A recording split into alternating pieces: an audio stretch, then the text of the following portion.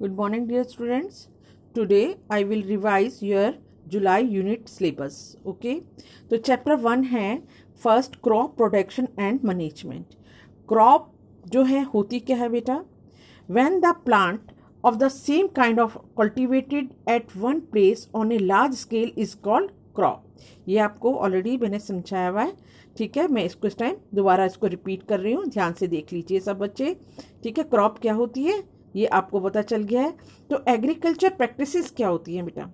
ठीक है, हम क्रॉप को उगाने के लिए पहले हम अपनी सॉइल को किस तरह से, सॉइल के अंदर क्या क्या टेक्निक अपनाते हैं, उस सब चीज़ों को क्या कहते हैं? Agriculture practices. तो ये एग्रीकल्चर प्रैक्टिसेस में ये वाले स्टेप्स आते हैं. सबसे पहले क्या करते हैं बेटा? Preparation of soil. सॉइल की किस तरह से हम प्रिपरेशन करते हैं, उसको कैसे तैयार करते हैं, फिर उसके अंदर सीड को कैसे बोते हैं, फिर उसके अंदर क्या करते हैं, उसके बाद मैन्यूर और फर्टिलाइज़र को कैसे उसके अंदर डाल के उसके न्यूट्रिएंट्स को उसको रिप्लेनिश करते हैं, और इरिगेशन. उसके बाद क्रॉप उग जाती है तो उसके अंदर पानी का मॉडर्न और आपके ट्रेडिशनल मेथड होते हैं, वो सब इसमें अपनाते हैं और प्रोटेक्ट करते हैं. जब क्रॉप उग जाती है तो उसके साथ जो है अनवांटेड प्लांट्स उग जाते हैं जिनको हम कहते हैं वीड्स.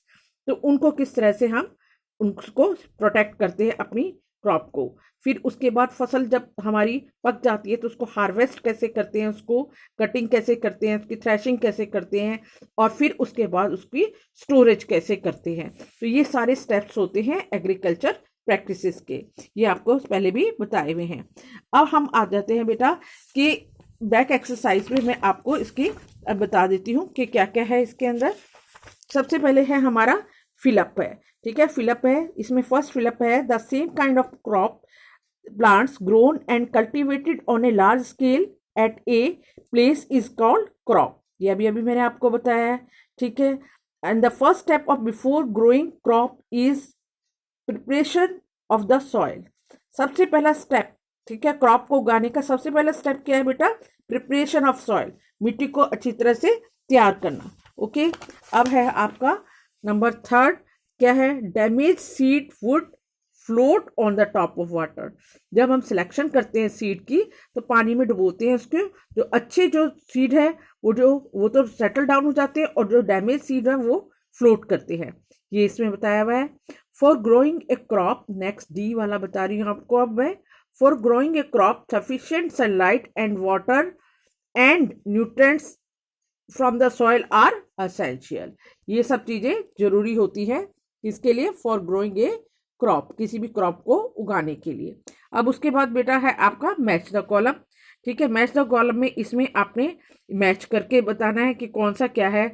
जैसे है खरीफ क्रॉप है तो ये क्या है? Paddy and meat. तो इसके एग्जाम्पल है, ये मैंने आपको कराए हुए, इसको आप देख लेना अच्छी तरह करना. और यहाँ पे एग्जाम्पल फिर पूछे गए हैं. 2 एग्जाम्पल ऑफ खरीफ क्रॉप देखो. ठीक है, रवि क्रॉप के ये 2 एग्जाम्पल दिए हुए हैं. और इस तरह से ये सारे क्वेश्चन आंसर है, इनको अच्छी तरह कर लेना सब बच्चे. ठीक है, फर्टिलाइजर और मैन्योर में क्या डिफ्रेंशिएट है, ये बहुत इंपॉर्टेंट क्वेश्चन है. व्हाट आर इरिगेशन, इरिगेशन क्या होती है. ठीक है, व्हाट आर वीड्स, वीड्स क्या होते हैं? Unwanted plant. तो ये सारे क्वेश्चंस को आप अच्छी तरह रिवाइज कर लेना सब बच्चे. ठीक है, आपको मैं ये दिखा देती हूँ, मैंने इसकी आपको PDF भेजी हुई है बेटा. ठीक है, किसी के पास अगर फिर ना हो तो आप दोबारा भी मेरे से मांग सकते हो, मैं भेज दूंगी. ये देखिए, ये सारा फर्टिलाइज़र, मैन्यूर, ये सारा दे रखा है आपको, इनकी मैंने PDF भेजी हुई है. ओके, अब हम आते हैं चैप्टर नंबर 2 पर. ओके, चैप्टर नंबर 2 है हमारा micro organism.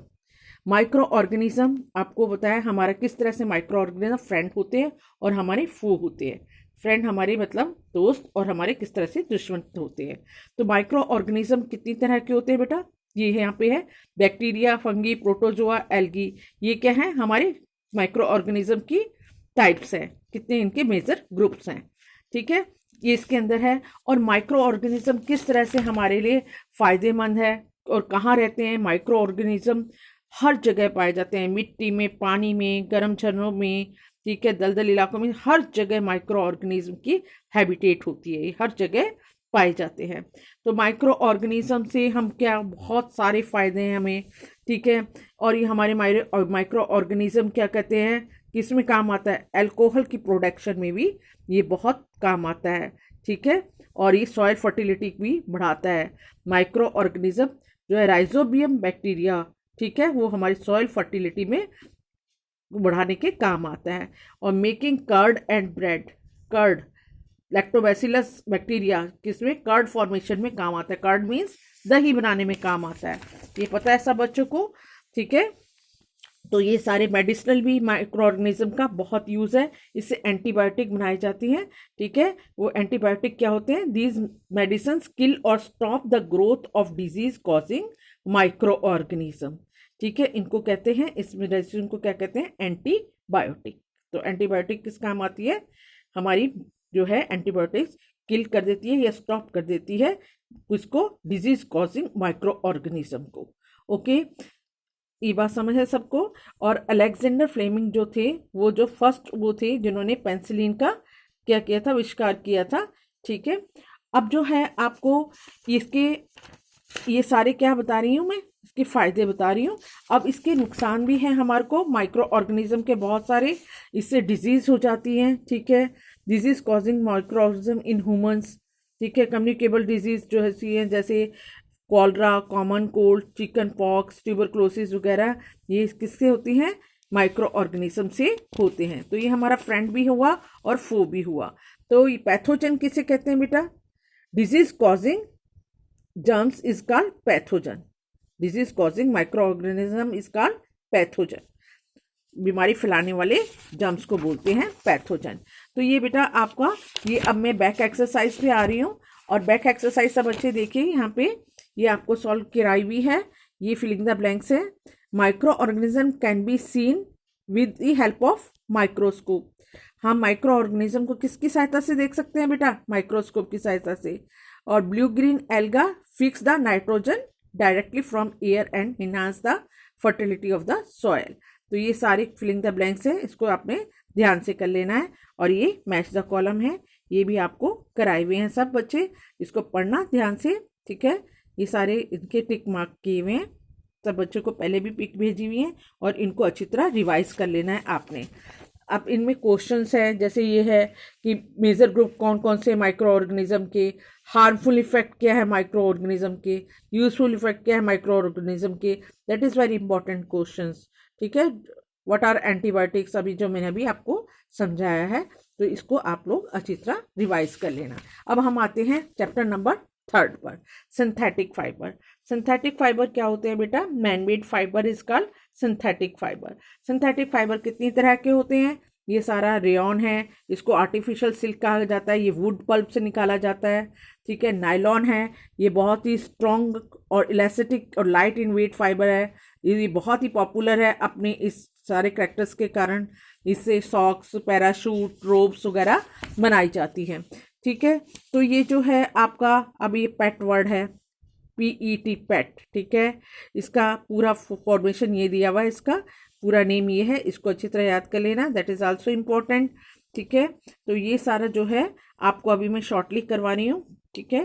Characteristics of synthetic fibre, synthetic fibre के क्या करेक्टरिस्टिक है, they dry up very quickly, ठीक है, less expensive, readily available and easy to maintain, ये सारे करेक्टरिस्टिक्स हैं हमारे सिंथेटिक फाइबर्स के।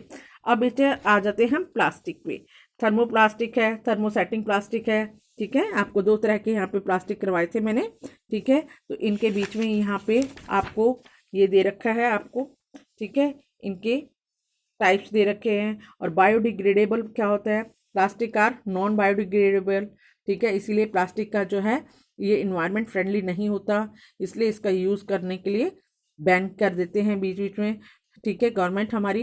तो आप ये सब जो है अच्छी तरह इसको ध्यान से पढ़िएगा। अब जो है 5R प्रिंसिपल क्या है, 5R principle, reduce, reuse, recycle, recover and refuse, ठीक है। What is the 5R principle, that is very important also, ठीक है। अब ये है आपके बैक एक्सरसाइज, इसको आपने ध्यान से कर लेना है, ये आपको कराई हुई है मैंने,